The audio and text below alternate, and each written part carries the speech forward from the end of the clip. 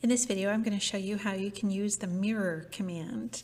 So lots of ways to get started using the mirror command. I'm on the home ribbon and I'm in the modify panel. I can click on the mirror icon.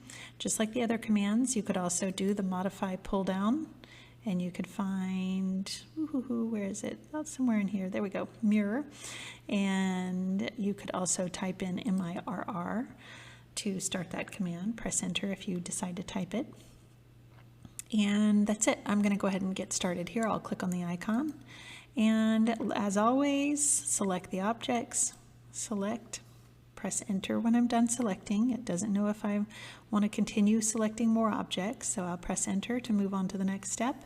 And it wants me to specify the first point of the mirror line. Now this is the line that if you were to kind of hold a mirror right there, that's what we're defining right now. Now remember, a line is defined by 2 points, so I need to click on 2 points. I'm going to go ahead and click up here. You could really click anywhere at this point. And notice, whatever angle I make, this is going to mirror straight across that. So I'm going to hit F8 to turn on my ortho to make it a perfectly vertical line here. And I'll go ahead and click for my second point.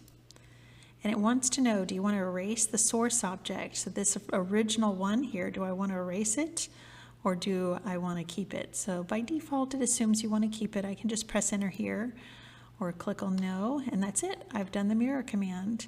I'm going to go ahead and mirror again, and this time I'll select 2 objects. When I'm done selecting, I press enter, and then I can just define a new line, click and click.